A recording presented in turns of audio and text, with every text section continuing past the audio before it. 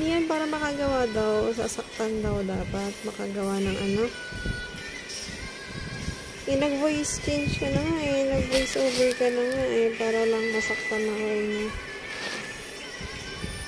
Want to laran! Oh.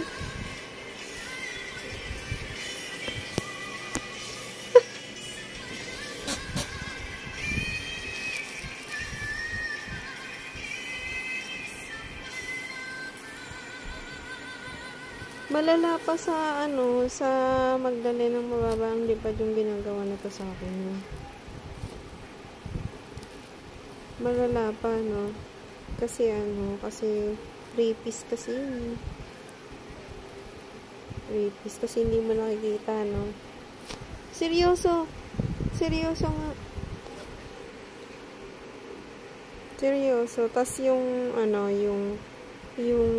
mo sumasakit na. Tapos may sugat, Di mo alam kung paano nagkakasugat, May infection. Hindi, healthy. Siya, para siyang, required, siya, ang tawag dito. Sabi niya, requirement daw yun. Hindi ko alam kung bakit nare-require siya, o nare-require kung sino man yun. Or whatever.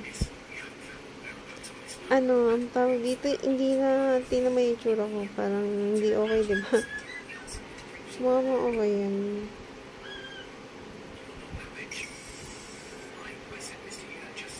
Kung makikita mo yung dati kong itsura, parang makikita mo na yun. Ibang-iba dito sa itsura na to. Tapos yung mga nakikita ko dito habang nagvi-video ako, iba din yung itsura. So, no need to investigate na. Halatang halata mo na may gumagawa ng Tapos yung mga last year, halatang halata. Kitang-kita naman, 'di ba? Kitang-kita naman, 'di ba? Yan, kitang-kita naman, 'di ba? Yun yung suggestion niya, yung pasaktan daw para daw gumawa daw ng kung ano-ano. Kasi pinipilit niya akong gumawa ng kung ano-ano. Ganun. So, ang tawag dito, hindi ako makagawa kasi nga, lumalabas ako,